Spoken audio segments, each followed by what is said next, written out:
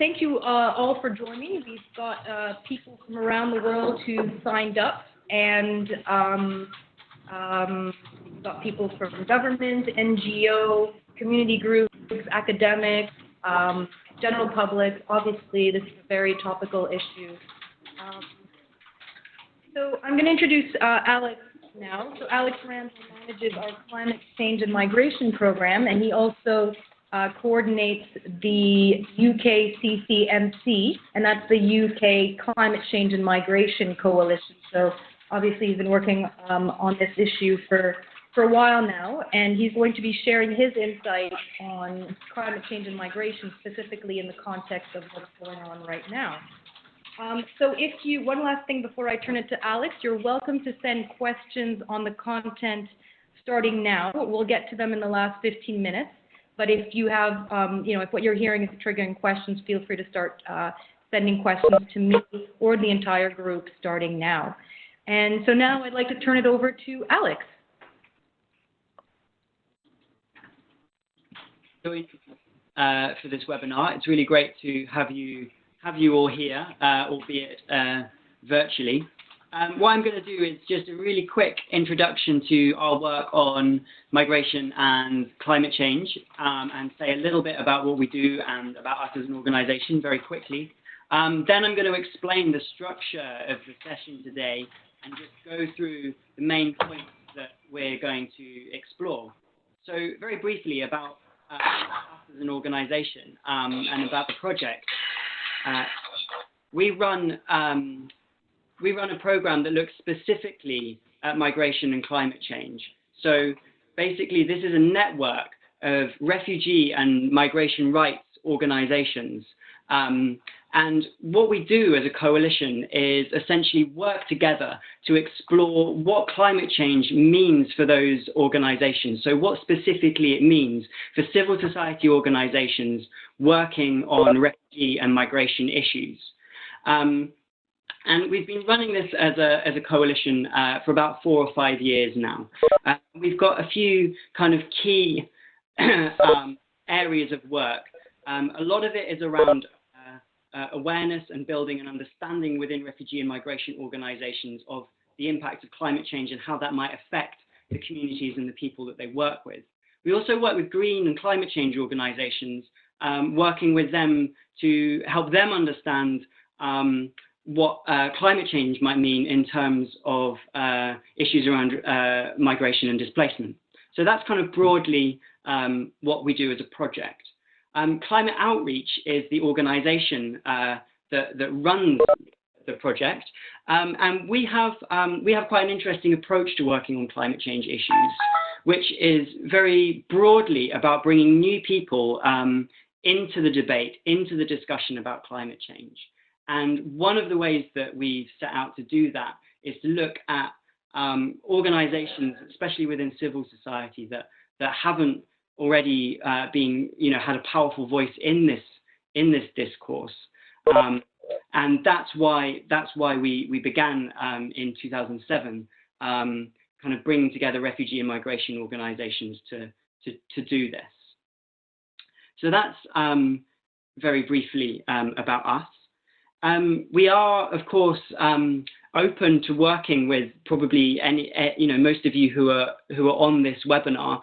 So if you feel like our work can be of use to you, if you feel like there's some kind of potential partnership that we might make, if you're interested in kind of being involved in our work, then please do follow up with me or Leanne with an email after the session, and we would be really keen to explore potential ways of working with you all in the future, if that sounds like it could be useful to you and it sounds like it could be possible. So what I want to do now that I've sort of got the introductions and background done, is look much more specifically at this issue and what we're going to look at today. So, sorry, I'm just moving my slides along. Basically, the five chunks of this webinar go roughly like this. We're going to begin by looking at at some kind of background on the relationship between climate change and migration. So how are climate change and migration linked? Next, we're going to look at the relationship between climate change and conflict.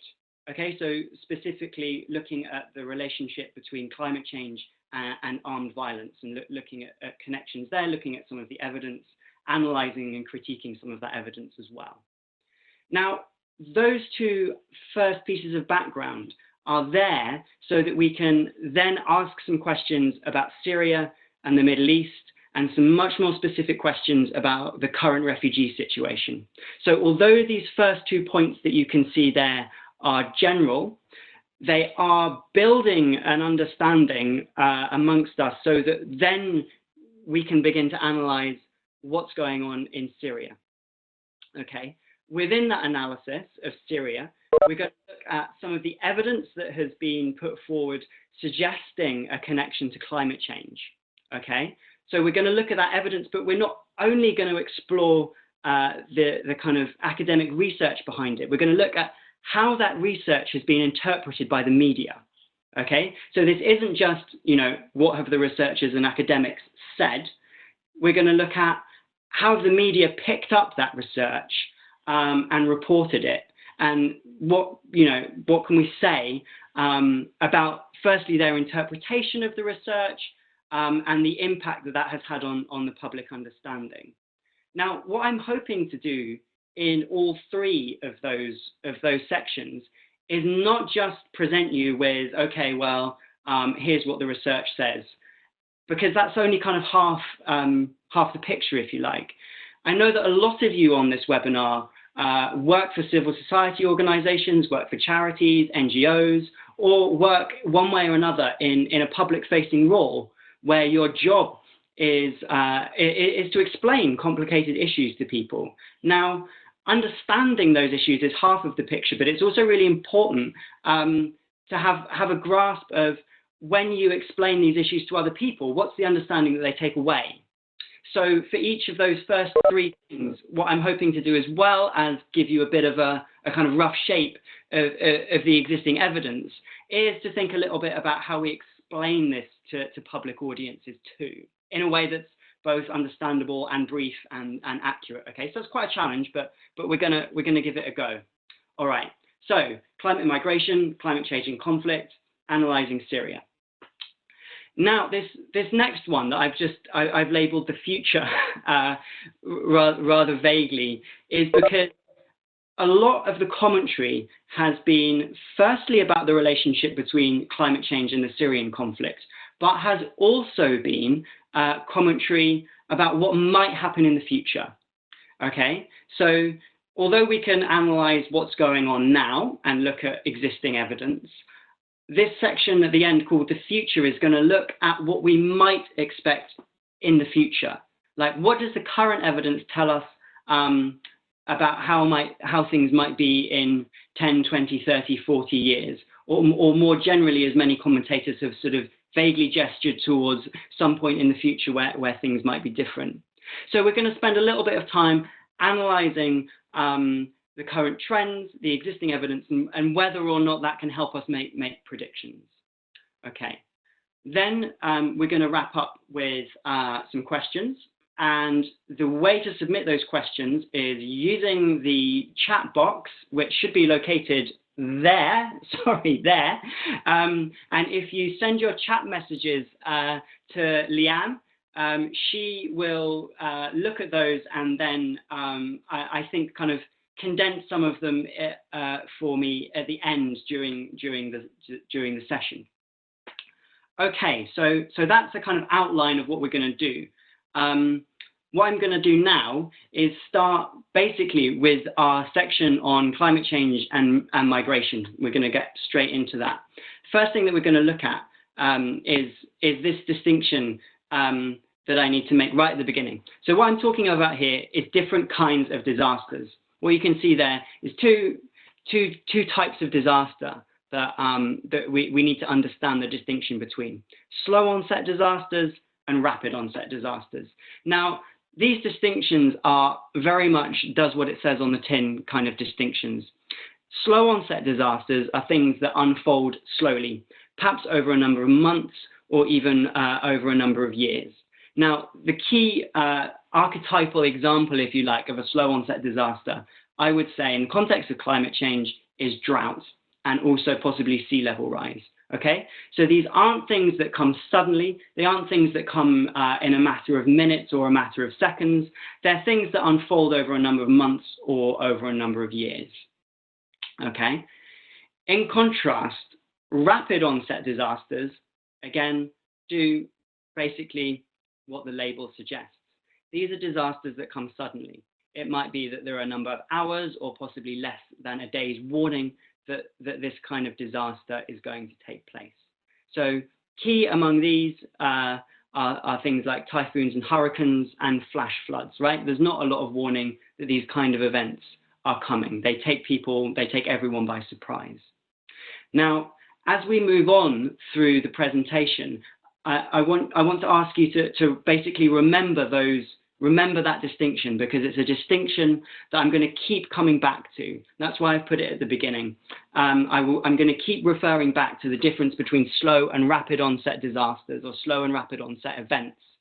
And the reason that I put it right at the beginning is they create very different kinds of migration and displacement. Okay, so we're going to keep referring back to them. What I want to do next is look very briefly at how different kinds of disasters are affected differently by climate change. So what I've got here is essentially an infographic. It's adapted from data from the IPCC, and the kind of graphic format for this I've adapted from the Union of Concerned Scientists in America. And if you look towards the left end of your screen, you can see what we've got there is tornadoes and hurricanes. Now, the most recent IPCC Intergovernmental Panel on Climate Change assessment has looked at all the different kinds of disasters and said, okay, of these, which ones are influenced most by climate change? Now, tornadoes and hurricanes, they've said there's kind of some but limited evidence that these are affected greatly by a warming planet.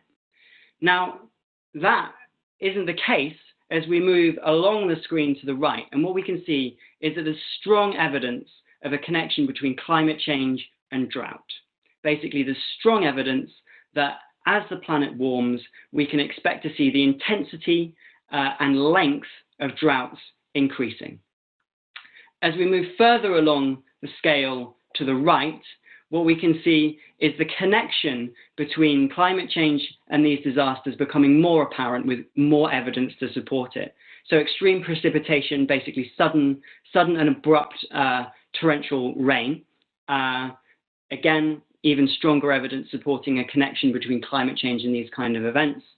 Coastal flooding, usually caused by storm surge. Again, even stronger evidence connecting that with climate change. And finally, the most powerful connection that they understand at the moment is between a warming planet and the severity and regularity of heat waves.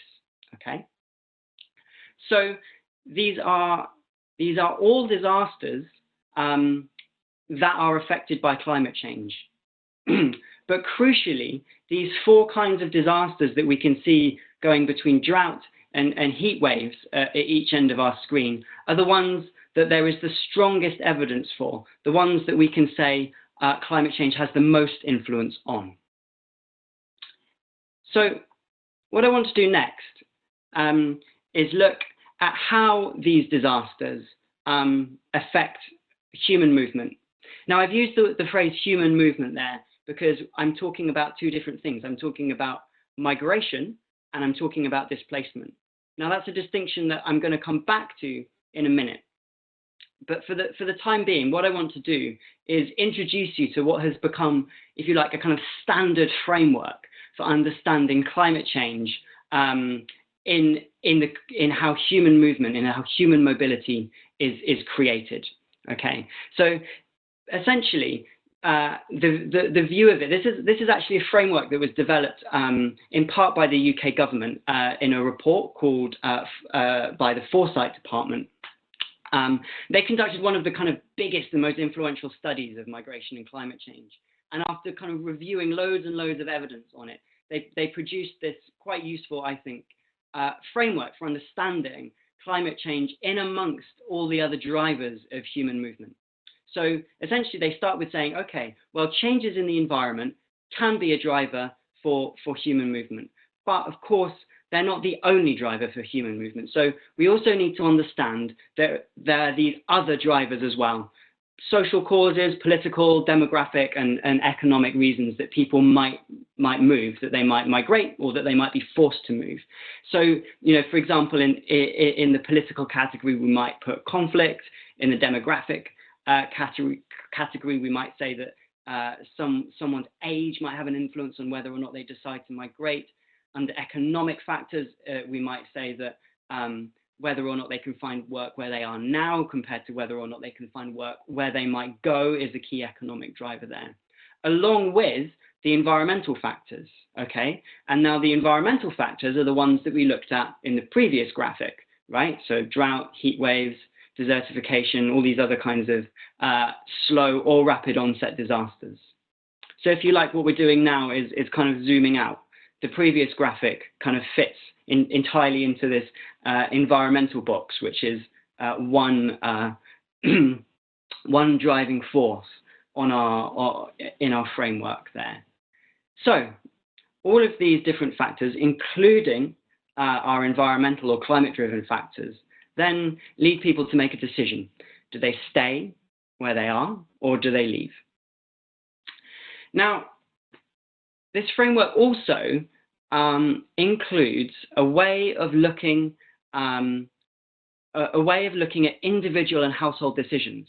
Now, this is really important because what we have to understand is that people aren't just, you know, their behavior isn't like determined entirely by the things around them. People make decisions, right? You can't kind of, it's very difficult to model these things because actually people decide things for themselves. So this model of looking at the relationship between migration and climate change needs to include the kinds of things that people might think about or might affect the kind of decision that they make. So into the model, these researchers put obstacles and opportunities, so things that might help people move. Can you get a visa? Is it easy to move to where you want to go to? Do you have friends and family already in the location that you're thinking about moving to, who can help you move? Or are there obstacles? Is it difficult to get a visa? Do you not know anyone in the potential place that you might go to? There are also personal and household factors that affect these decisions. So then, you know, things like age, caring responsibilities that you might have in your current situation might affect whether or not you in fact stay or go. So those broadly make up the different forces that shape migration, and what we can see is that the environmental causes are one among many. But the crucial point, I think, is that, and the question that people are asking is the role played by these environmental causes going to be growing as the planet warms? So I hope what I've done there is given you a bit of a picture of the relationship between climate change and disasters, and then the relationship between those disasters or environmental forces and how and when people might decide to move. What I've used here is a sort of fairly standard, it's sort of fairly standard in academia, I think, way of understanding how these forces might affect migration and displacement. So what we can do next is ask, all right, what kind of migration or displacement might these environmental forces create? So the first question is, well, is it going to create migration or displacement? Is it going to force people to move, or is it going to create circumstances in which people aren't necessarily forced immediately to move, but might over a number of years consider sort of with slightly more choice living somewhere else. Okay, so that's it's a bit of a difficult distinction because in most of these cases people are having choice taken away from them, but nonetheless there remains an important difference, I think, between having really no choice about where and when you move, which is the case if you're affected by a sudden disaster, and although perhaps being forced to move, having some agency about where and when you move, which might be more likely the case if you're affected by a slowly unfolding, slow onset disaster. We can also ask, is this movement, when people move, is it likely to be permanent or temporary? Are they likely to move forever, or are they likely to move and then return and perhaps move between two different locations? We can also ask, is this movement going to be across international borders, or is it going to be within people's own country? Now, the sort of short answer to these are that climate change impacts are going to create both displacement and migration. They're going to create very, very sudden forced movement, but they're also likely to create movement where people have some agency about where and when they move. Okay? Is the movement likely to be temporary or permanent? At the moment, it seems that it's creating temporary migration. People, after sudden onset disasters, often move and then return during reconstruction. Or in the event of slow onset disasters, people move during times of particular agricultural stress, during periods of drought, during quieter periods in the agricultural calendar, and then return later. At the moment, the vast majority of the human movement that's created by climate change impact is internal. Generally, people are not crossing international borders, they're moving short distances within their own country. And typically, although not exclusively, typically people are moving from rural to urban areas, and this is reinforcing the kind of existing very powerful global trend of urbanization. Okay, so I appreciate that was a very quick trip through an awful lot of the background kind of academic thinking on the relationship between climate change and migration. If you're wanting more on that, I suggest quick plug here. You go to the resources section on our website, climatemigration.org.uk, and we've got there's actually a podcast called When People Move, which covers a lot of this at a slightly, I hope, slightly more leisurely pace. What I want to do now is look more specifically at the relationship between climate change and conflict. Okay, so what I'm going to do is I'm going to present two proposed relationships between climate change and conflict. I want you to bear in mind again that what we're doing here is building up a kind of base of knowledge so that we can explore what's going on in Syria at the moment. So try and kind of try and keep that in mind. Now, these theories about the relationship between climate change and conflict, I'm going to present them, but I'm presenting them for discussion and critique, if you like. These are things that have been claimed by researchers and academics and repeated by the media. I'm not presenting them here as hard fact. I'm presenting them so that we have an understanding of what is being claimed by some people that we can then analyze shortly. So this is what I call the most basic proposed relationship between climate change and conflict. And it is, I mean, it's fairly basic. The story goes, global temperatures rise. This leads to resource constraints. So, for example, the amount of fertile farmland decreases, or water scarcity increases.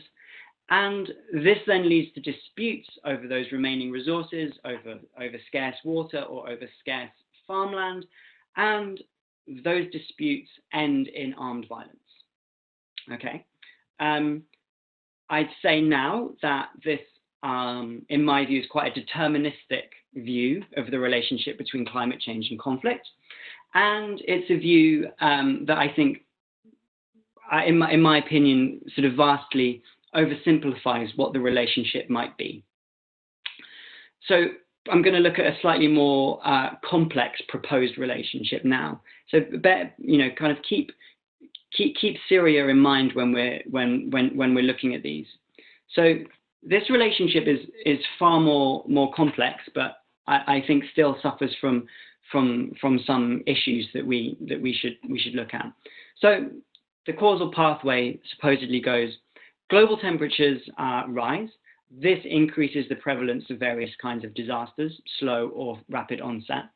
This creates migration and displacement, so people move away from those places that are affected by disasters. The presence of those migrants or refugees or displaced people in new locations creates tensions between host communities and people who've moved, plus, and maybe combined with, increasing resource constraints as a result of those disasters, then leads to tensions and eventually, if those aren't resolved, to armed violence.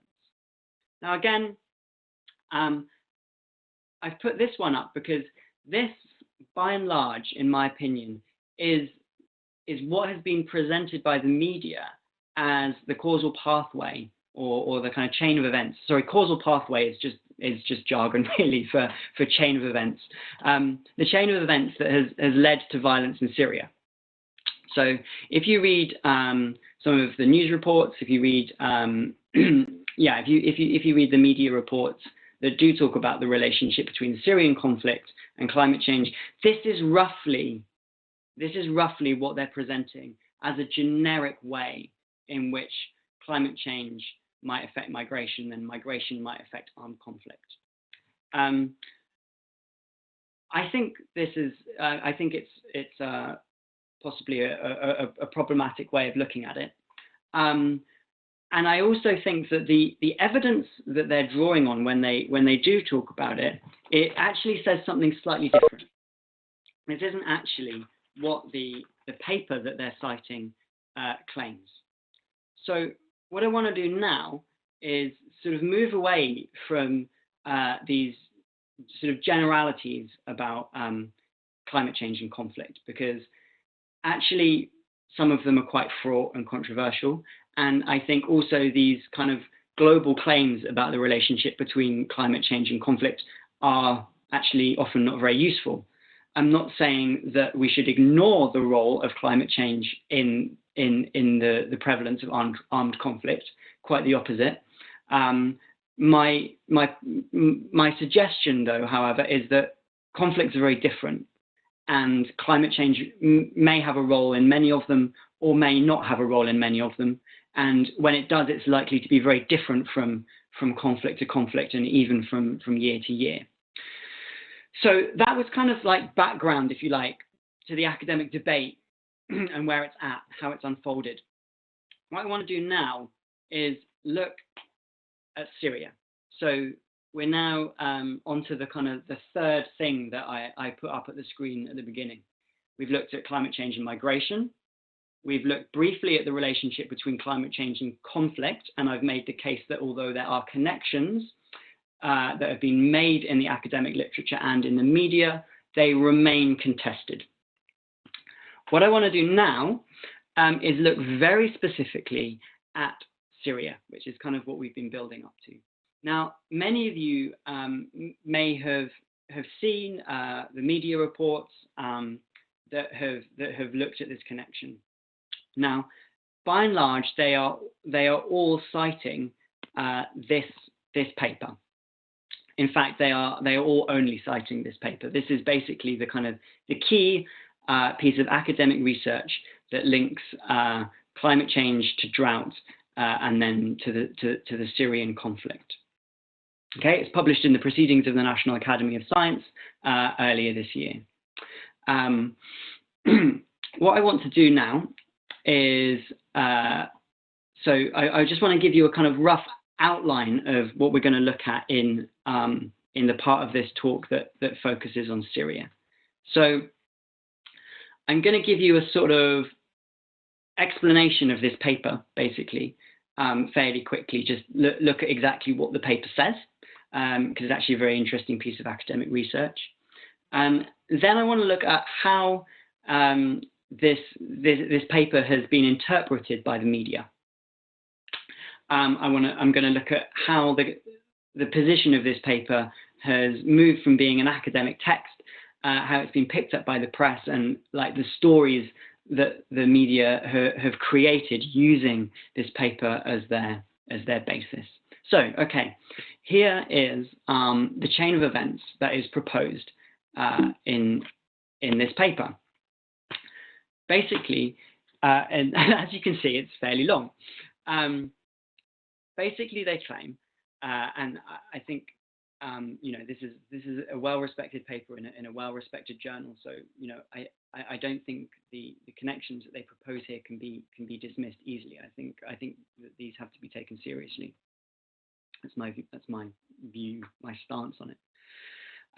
So they start with climate change, and they say rightly that climate change leads to an increase in the length of droughts and in their severity, and specifically that those droughts, that is the effect that climate change has had on droughts in what they call the Fertile Crescent, basically in that crescent across the Middle East that includes Syria.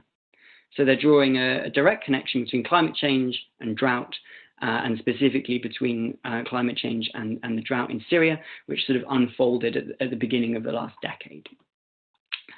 Their next claim is that the drought obviously badly affected agriculture. So, I mean, that's I think that's a fairly well-established claim. You can say about almost anywhere in the world. Agriculture suffers during times of drought. Clearly, that affected the production of food, but it also affected rural livelihoods. So people living in rural areas who had agricultural livelihoods found themselves becoming increasingly poor, and they began looking for other work. They were finding that there wasn't work in rural areas because agricultural production was so much lower as a result of the drought, so they moved. They moved, very likely, many of them moved in circumstances that we would call displacement, like they felt that they had, really no choice but to go. Many people probably moved in circumstances that we would call more like migration. If they moved early, if they were, had slightly more resources, they might have moved earlier, looking for work. Okay. Generally, that migration was from rural to urban areas. People left rural areas in search of work in cities. As a result, a number of cities in Syria grew. And the important piece of context here is that this kind of reached a peak in around 2011 during the Arab Spring. Now, many commentators had said that they thought that Syria was essentially kind of unshakable by the Arab Spring uprisings, and that it simply wouldn't take place. Now, what this paper claims is that was a kind of underestimate. And the reason that people had made that analysis was that they hadn't anticipated the large number of new arrivals in Syrian cities who, having moved, found themselves in increasingly difficult circumstances, living essentially in urban poverty. And that this basically kind of laid the groundwork for the beginning of the Syrian uprising. Then the uprising didn't result in the swift overthrow of the regime. We know that. It led instead through a whole series of different forces, which you'll need a much better, much more specific analyst than myself to explore, to a prolonged civil conflict, extensive armed conflict all across Syria that has lasted from that initial uprising until now. As a result, eventually, of that continued violence, people left. Initially, people left to other places in Syria, then to neighboring countries, then to other places in the Middle East, and eventually people began making the crossing across the Mediterranean, through Turkey and then Greece, and then through Eastern Europe. Okay, and so that, if you like, is the chain of events that this paper, that this journal article traces in explanation of the connection between climate change, the conflict in Syria, and the refugee situation that we're seeing in Europe at the moment. So that's basically the route that it claims. So let's now look a little bit. Let's analyze this a little bit. So the first thing I think that we can do is, I've just put sort of circles around the parts of the causal pathway that I want us to examine. And I think these four that I've put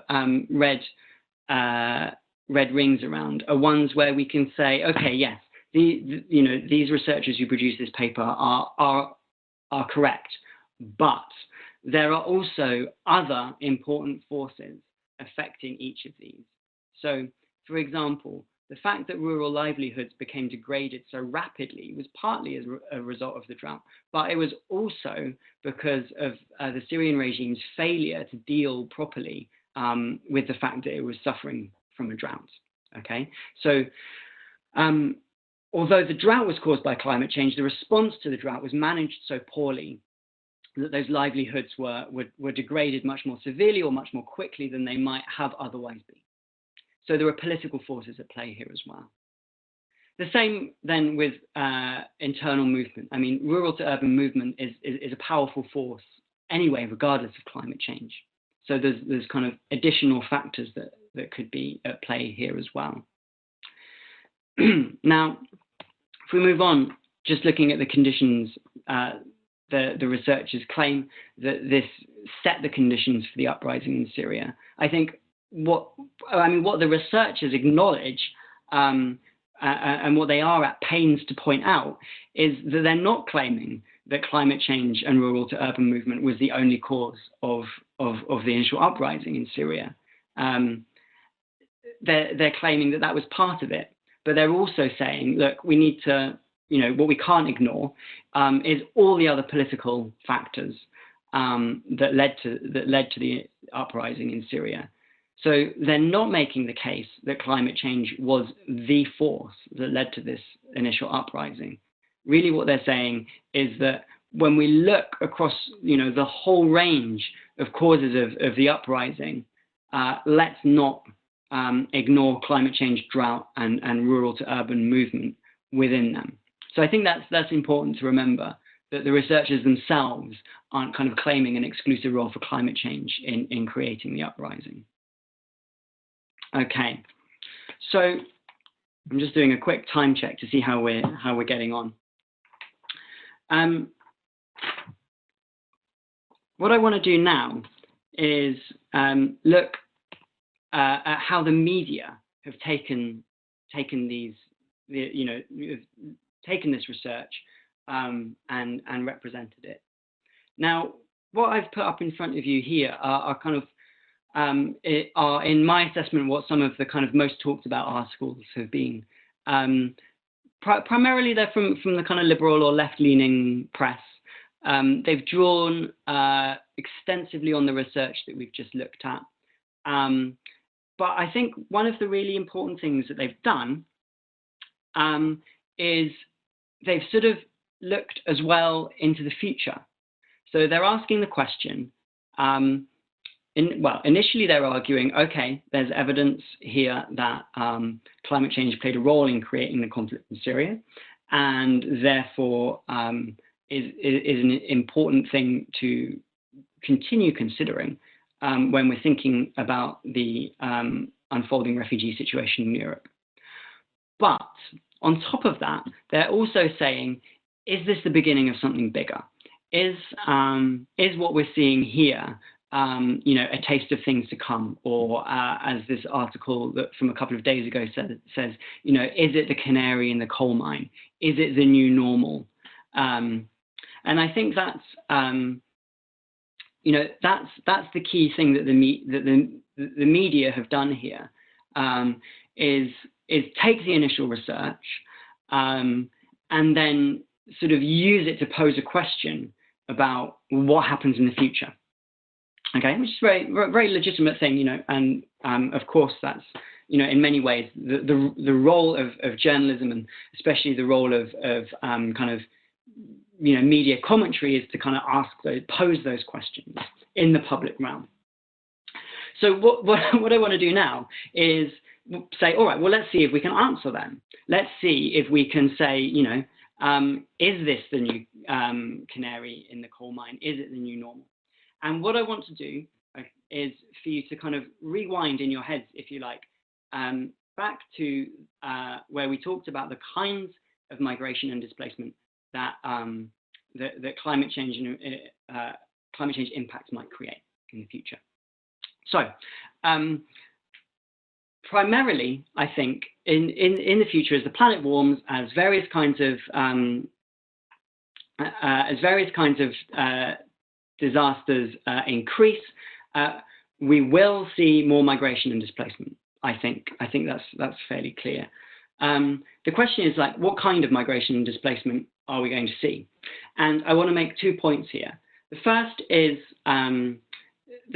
that a lot of the movement is going to be within countries, right? People are going to move short distances within their own country to a place of safety, especially in the face of sudden onset disasters. In the case of slowly unfolding disasters, I think most of the evidence also points to the fact that people are going to move internally. They're going to move from rural areas into urban areas in search of alternative work as agricultural livelihoods are eroded. So the key point here is that, yes, climate change impacts are going to create more migration and displacement in the future. That migration and displacement, based on the existing evidence that we have, we should predict that the majority of that is going to be within countries, within the national borders of a country, or if it's not, very likely with a neighboring country. So what we can say there is that if we look at the current unfolding refugee situation in Europe, and we say, is climate change going to create more situations like this? I think the answer is actually it's far more likely to create situations which are just as traumatic, just as difficult, and require just as much assistance to cope with. But the likelihood is that those episodes of migration and displacement will happen within countries rather than across international borders or even across continents. The second point I want to make is that a lot of this human movement, there is the possibility, and I think this is a sort of an optimistic point that I want to kind of conclude on before we take some questions, is that a lot of this movement, there is the potential that this movement happens without the distress and without the hardship that we've seen in the current European situation, because there is the possibility that if people start to use migration, like freely chosen migration, as a way of adapting to climate change, there's the possibility that people can migrate, find alternative work, move to safer areas before they're forced to move, before they find themselves confronted with an impossible situation. So the answer to the question, like, is this the new normal, or is this the canary in the coal mine, is like partly. The answer is we should expect that climate change will result in new patterns of migration and displacement. But we should also expect that the vast majority of that migration and displacement, while no less traumatic or no less difficult, is likely to happen within countries. I want to add a final point, which I think is really important as well. There's a growing body of evidence that suggests that although climate change can create movement, it can also create the lack of movement. And I think this is a really important question to consider, is what happens to people who are affected by climate change impacts but can't move? And it's very likely that as people find their agricultural livelihoods eroded, they actually find it harder to move. So moving usually requires some resources, right? Getting from one place to another usually means spending money, it means having connections, it means having kind of an amount of spare money or resource that you can put in to migrating, that you can put into moving. Now, if people have had their livelihood eroded by climate change impacts over a number of years, they may reach a point where they would want to move, but they have kind of crossed a point where they no longer have the resources to make that move. I'm conscious that we have about 10 minutes officially left. I want to say something very briefly about what to do about this situation. I feel like I've kind of painted, if you like, a bit of a picture of gloom and perhaps finished on a slightly downbeat note. But I want to say that there are several things that give me, in spite of all of this, give me a sense of optimism. And those are some of the emerging policies and frameworks that could deal with this. Okay, so I think up there is the Nansen Initiative. This is a new initiative. It's a state-run initiative started by the governments of Norway and Sweden. It now has about 30 other governments involved in it. And it is specifically looking at reaching an agreement between states on how to deal with migration and displacement linked to climate change impacts. Okay, so when people do need to cross an international border as a result of a climate change impact, this initiative is looking at what is the legal framework for those people, and can some kind of political or legal framework be created that allows people to move safely and legally when they need to. Okay, so I think the success of that initiative is really important, and just its existence, I think, gives me a sense of optimism.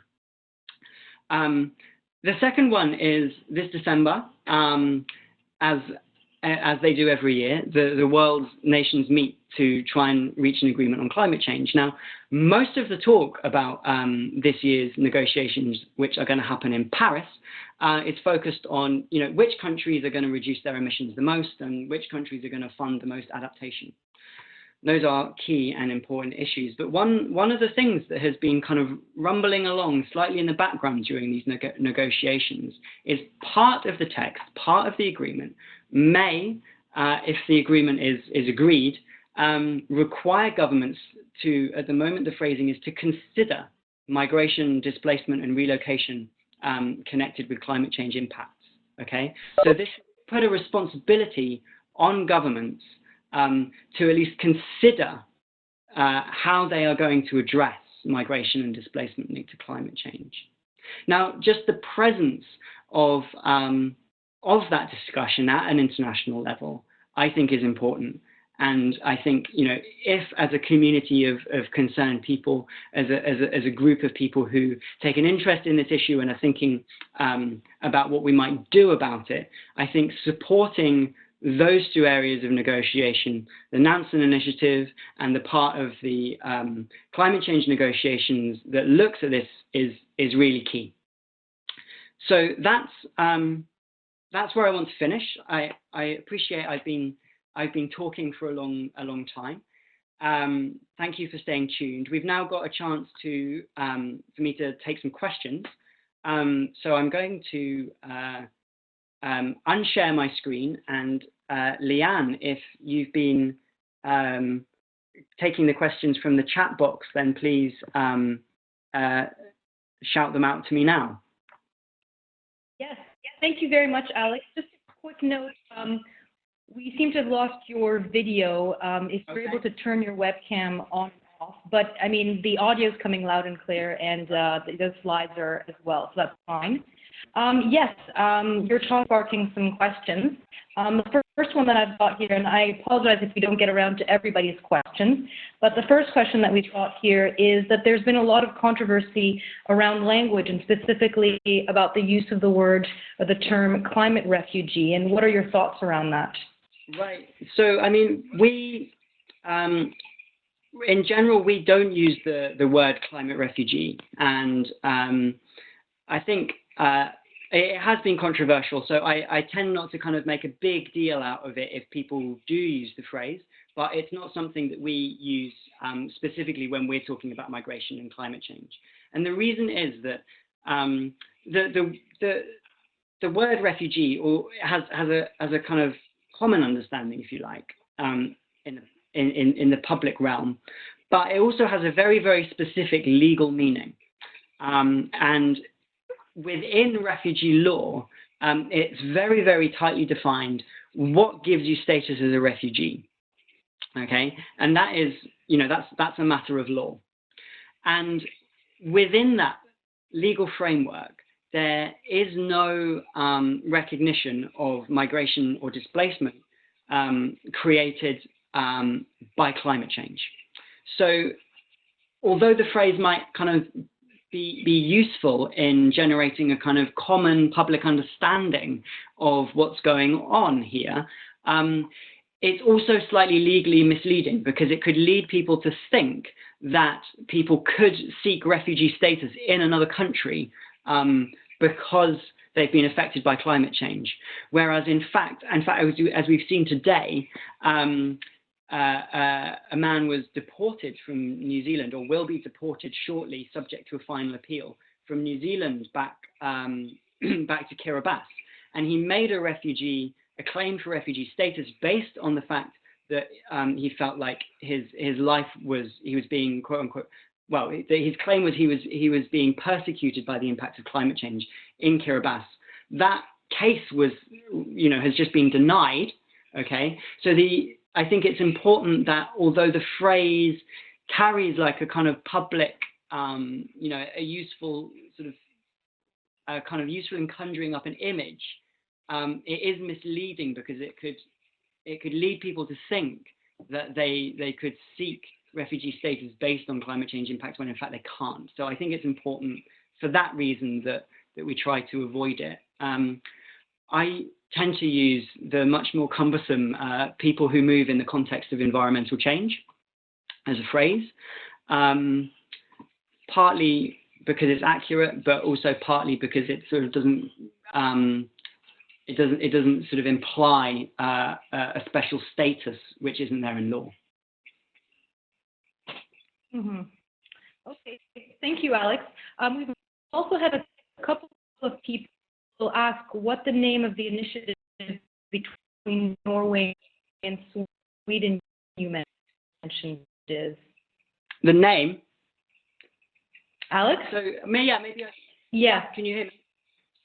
Right. So yeah. Yes, a few people have asked that. Okay. Just for a bit more kind of background on it and what it does.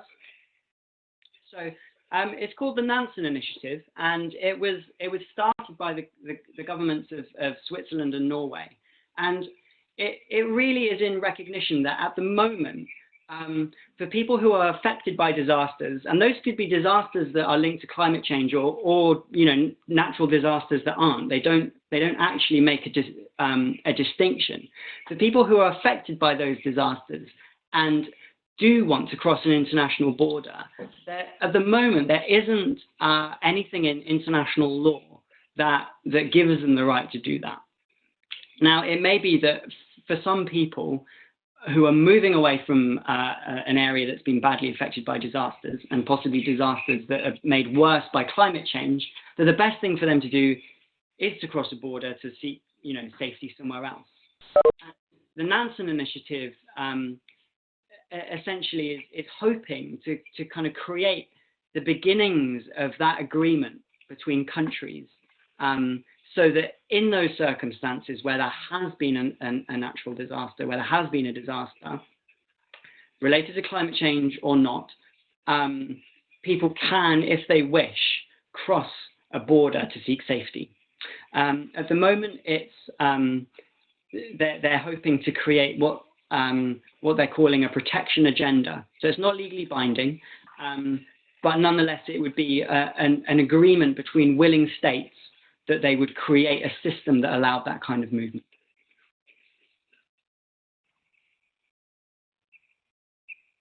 Okay, thank you, Alex. And yeah, so just in case anybody wanted the spelling of that, that's Nansen, Nansen, and that's a project Join's been involved with.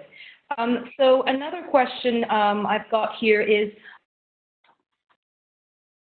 are there any other adaptation strategies that can be considered beyond migration, particularly for the U.S. coastal areas and increased desertification inland? So, is the question, sorry, could you repeat the question, Leanne? Sure. So the question is, are there any other adaptation strategies that can be considered beyond migration, particularly for the U.S. Coastal areas and increased desertification inland? Sure. Okay. Yeah. So I think, yeah, I mean, there are lots of ways of adapting to climate change, right? And I think some of them are physical, so like, you know, literally creating sea defenses. Some of them, I think, are much more about planning and resilience, so about governments or communities looking at disaster preparedness. And both of those things don't involve those communities moving, right? They involve them staying where they are and trying to adapt in situ to the impact of climate change.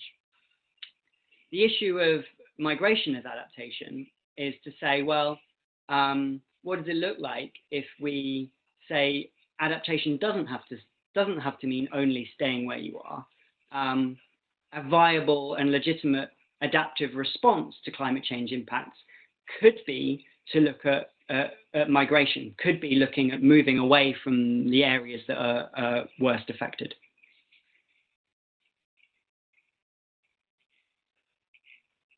Does that answer the question, I hope? Okay, thank you, Alex. So it's now 5 p.m. If anybody has to, well, the person who asked the question is welcome to send me a question if they have a follow-up question. Yeah. It's now 5 p.m. If anybody does have to leave, obviously you're welcome to do so, but we do have quite a few questions, so we might do a few more. Okay. So somebody's asking, don't the projections for larger, more widespread climate impacts give concern for more international migration and displacement, i.e. smaller countries that get desertified or flooded like Kiribati, Bangladesh, Bulgaria? Yeah, okay, so this is a really important issue. Is like at the moment we can say what happens when an area is a place is affected by climate change, and the answer is most of the evidence indicates that people move within their own country. But, you know, and here's the big question: what happens if and when, you know, hopefully not, but what happens if things get much, much worse?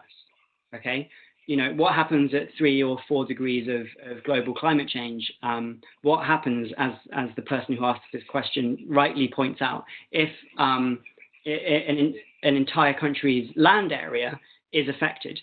And I think at that point, yeah, you do have to say, well, initially that movement will be internal, but especially with low-lying island states, then yeah, of course, the fact that the entire landmass is compromised by climate change impacts does mean that we might expect more international migration. However, the thing is that what we don't know, or what it will be very difficult to measure, is that a huge amount of that migration may not be labeled, you know, quote unquote, climate change migration.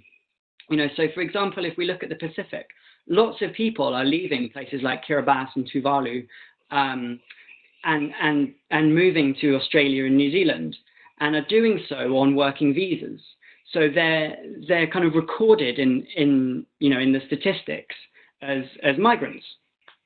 But the fact that they are migrating clearly has a number of different forces, and increasingly one of those might be climate change, but that doesn't mean that there's a kind of necessarily going to be a kind of clear sort of statistical indicator that kind of migration is increasing.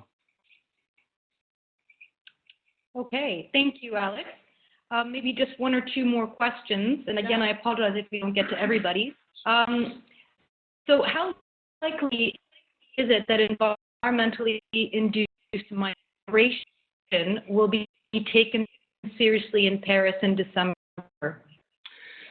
Well, yeah, I mean, there's a difference between taken seriously and acted on, isn't there? So I think I'm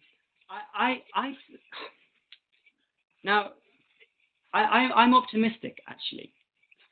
I think that of the controversial things that are going to be there at Paris, you know, who reduces their emissions by how much, and you know how much rich countries commit to adaptation funding are going to be deeply, deeply controversial.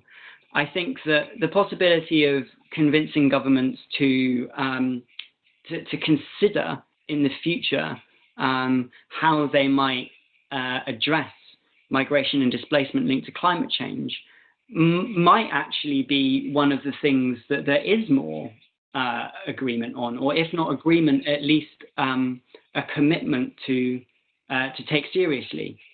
So yeah, but having said that, there is also a risk that clearly, like the big items for the Paris COP this year are emissions reduction and adaptation funding, and it's possible that discussion or agreement about migration and displacement kind of could be lost in amongst those other issues, which are going to kind of have a lot more time and effort devoted to them.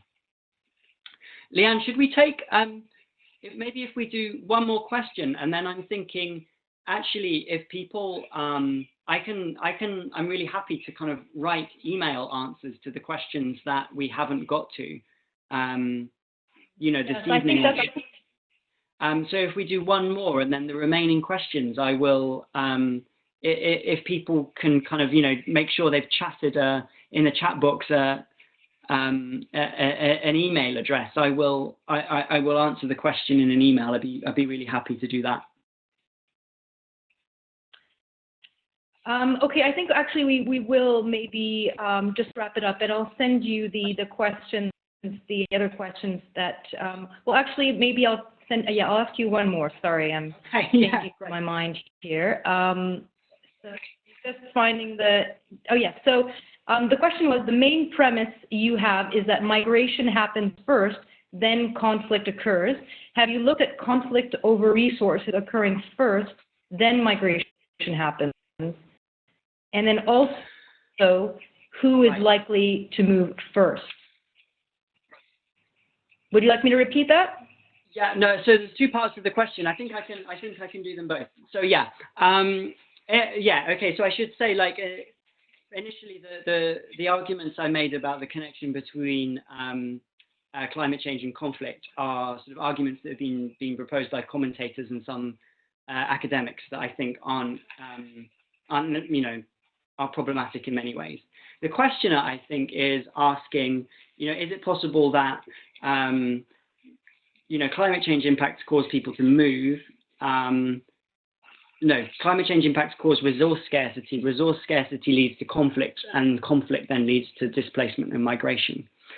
So I think it's certainly, like, several parts of that are certainly supported by a lot of evidence. Certainly there's clearly a link between armed violence and displacement. That's just, that's very, very clear. The link between climate change and resource scarcity, I think, also is clear, in the sense that climate change, it can create drought, it can create water stress, and then those resources that were available are no longer available. But here's the bit where the evidence is still difficult, is that it's certainly true that resource scarcity doesn't always create conflict. You know, if you look at disputes over access to water, lots of them are resolved diplomatically. The vast majority of recorded disputes between governments or within countries over access to water are resolved without violence, right? They're resolved, if they're international disputes, through, you know, established diplomatic channels. So resource scarcity doesn't necessarily lead to violence.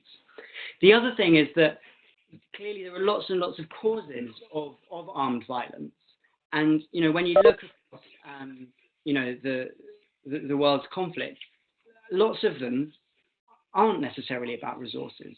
So there's kind of difficulty in the middle of this causal chain that means that although you know, it's a very plausible explanation of how climate change might lead to conflict and then displacement, that it isn't necessarily as clear as that.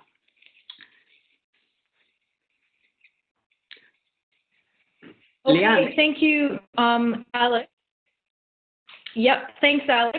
I think we are going to wrap it up now. And thank you to everybody who's joined us. We designed this webinar to be helpful and inform your work, and we would love to hear your feedback on how it is, on how you are using it. To keep you informed of future webinars and other events that will be running around this topic of climate change and migration, we're going to take the liberty of signing you up if you're not already to our newsletter around climate change and migration, and you're of course welcome to unsubscribe at any time. Do get in touch if you'd like to get more information on this, work with Alex, etc. And as mentioned, we'll be sending out a link to the recording, which will include the visual slides by early next week. So unless, Alex, you've got anything to add, I think we can wrap it up. And again, thank you very much to all for joining us. Thanks for coming.